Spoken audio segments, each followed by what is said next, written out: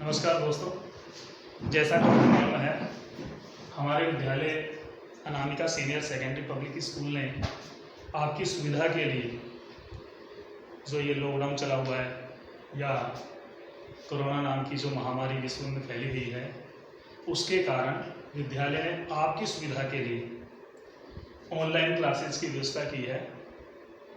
मैं राजेश आर्य आप सभी का इस ऑनलाइन क्लासेस में हार्दिक अभिनंदन करता हूं और उम्मीद करता हूं कि आपको ज़्यादा से ज़्यादा छात्र इस ऑनलाइन क्लासेस का भरपूर फ़ायदा उठा रहे होंगे।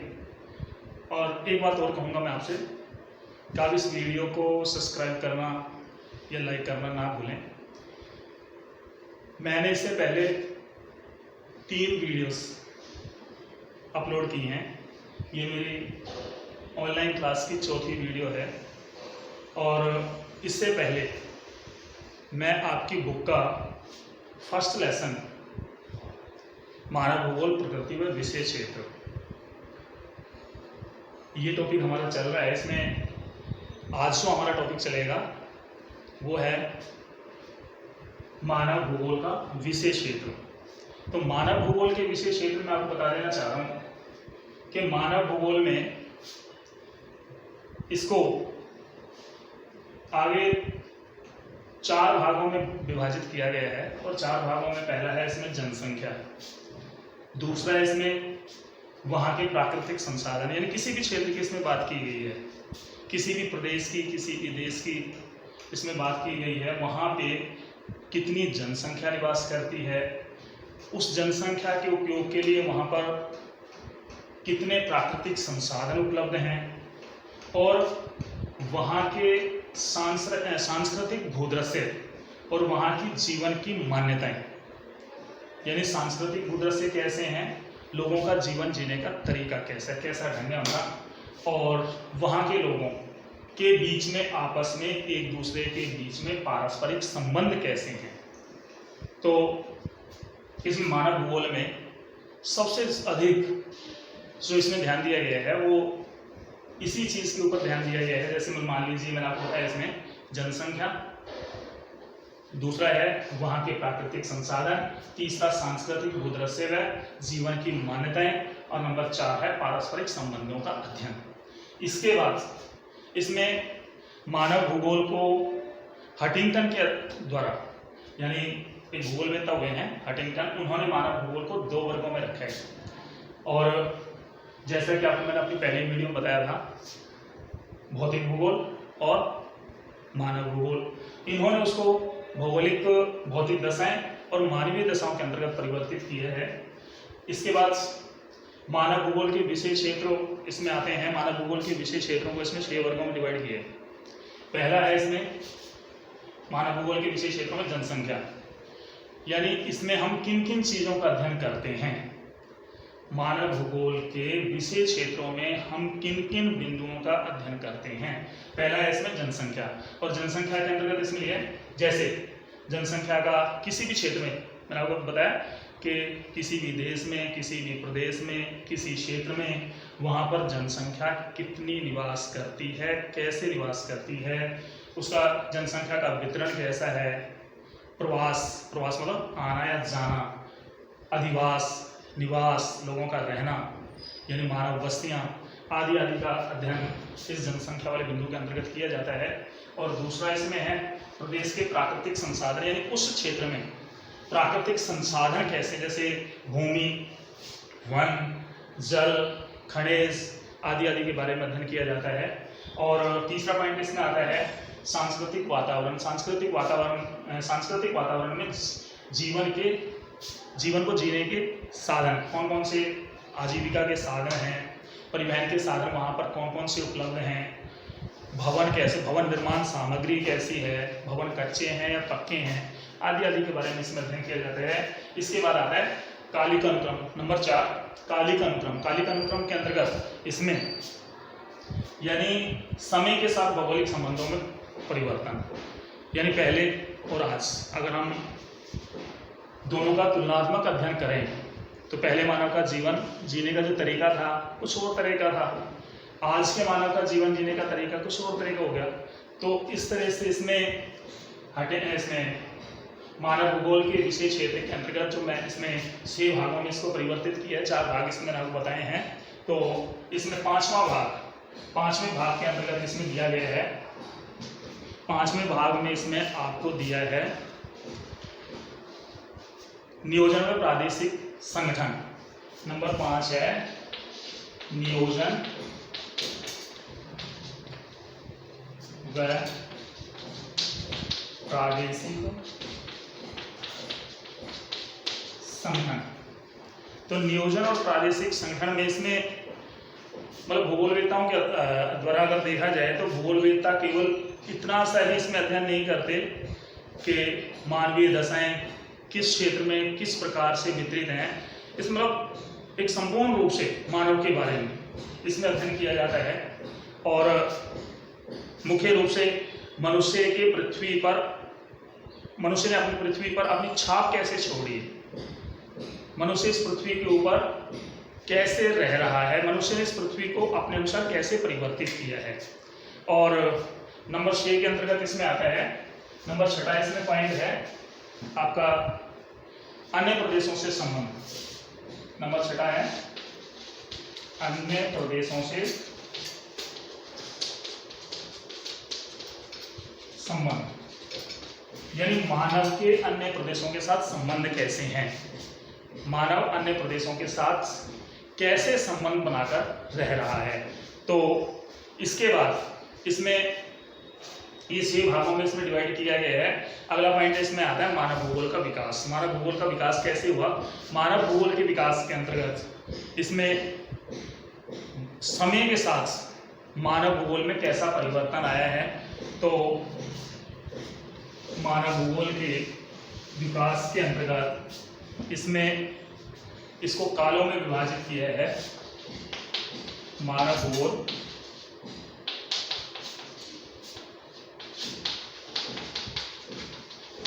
विकास इसमें से कालों में विभाजित किया है और कालों के अंतर्गत इसे 3 भागों में, जैसे नंबर 1 प्राचीन काल, नंबर 2 इसमें मध्यकाल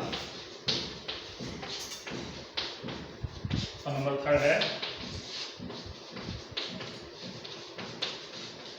आधुनिक काल। अच्छा, प्राचीन काल में मानव का जो ज्ञान था वो सीमित था।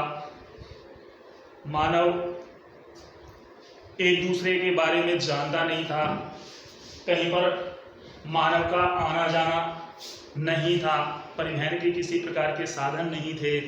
तो उस समय मानव के ऊपर प्राकृतिक वस्तुओं का प्रभाव अधिक हुआ करता था, जिसमें मानव उस समय सूर्य, चंद्रमा, पृथ्वी, इनको सभी को देवता मानकर पूजता था। इसके बाद कुछ भूगोलवेत्ताओं ने अपना प्रभाव यानी अपने मानव के बारे में बताने का प्रयास किया है इसमें। जैसे यूनानी दार्शनिक थेल्स और एनेक्सीमेंडर के अनुसार, थेल्स और एनेक्सीमेंडर ने मानव के बारे में बताया कि उस समय उन्होंने जलवायु व वनस्पति पर मानव का प्रभाव। दूसरा इसमें अरस्तु के अनुसार इसमें बताया गया है, अरस्तु ने वातावरण का प्रभाव की वजह से, यानी इसमें बताया गया है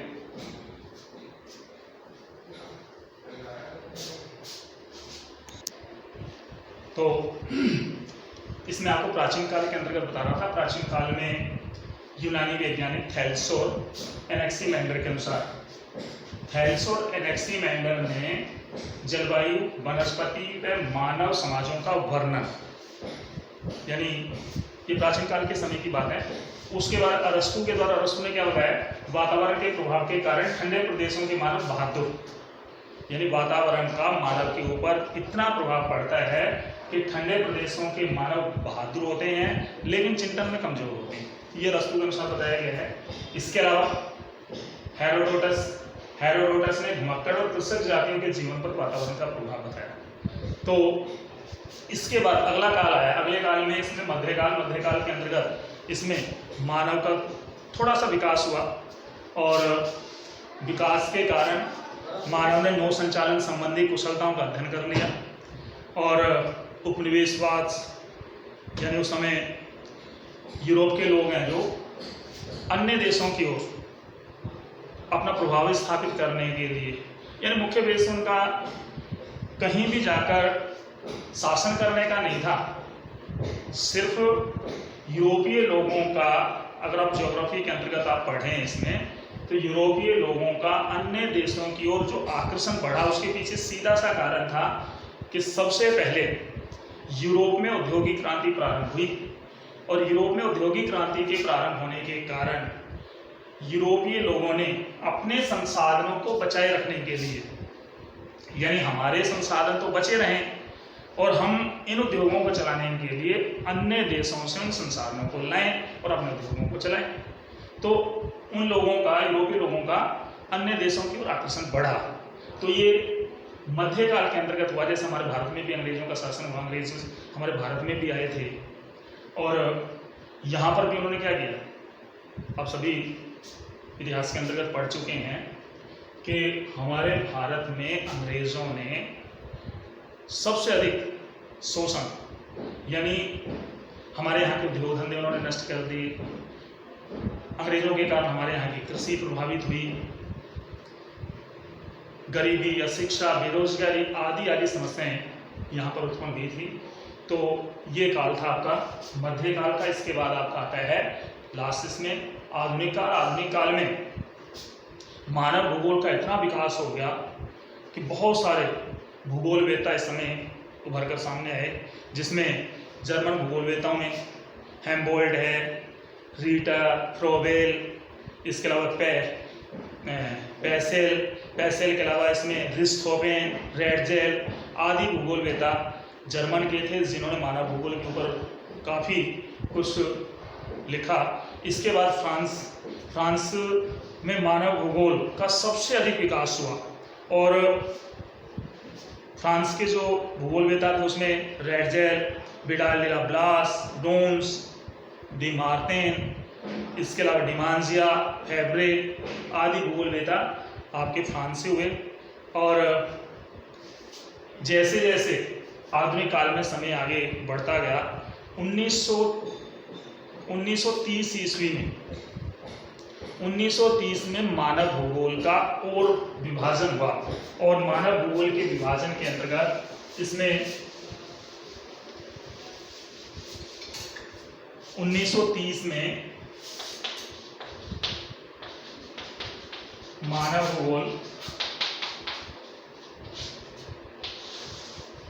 की उपशाखाएं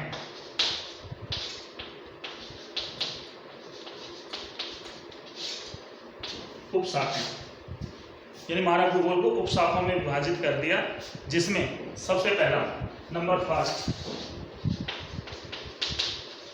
सांस्कृतिक भूगोल। पहला था इसमें सांस्कृतिक भूगोल, दूसरा था इसमें आर्थिक भूगोल,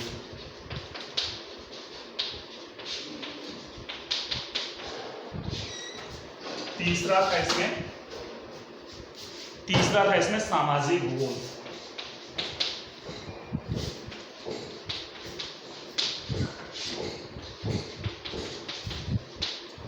और चौथा था इसमें राजनीतिक भूगोल। और पांचवा भाग था इसमें चिकित्सा भूगोल। यानी आगे चलकर मानव भूगोल को उपशाखाओं में विभाजित कर दिया और इसमें 5 उपशाखाएं इसकी विभाजित की। पहला सांस्कृतिक भूगोल, दूसरा आर्थिक भूगोल, तीसरा सामाजिक भूगोल, चौथा राजनीतिक भूगोल और पांचवा था इसमें चिकित्सा भूगोल। तो इस तरह से इसमें 1970 के ये 1930 के अंतर्गत उपशाखाओं में विभाजित किया। इसके बाद 1970 तक आते आते विभिन्न दार्शनिक विचारधाराओं का प्रभुत्व बढ़ने लगा और आज भूगोल की इस शाखा का अध्ययन संपूर्ण विश्व में किया जाने लगा है। तो कहने का आपका पहला टॉपिक यानी पहला लेसन आपका इसी के साथ आज मैं समाप्त कर रहा हूँ। इसके बाद मैं आपका सेकंड लेसन स्टार्ट करूँगा। तब तक के लिए धन्यवाद, नमस्कार।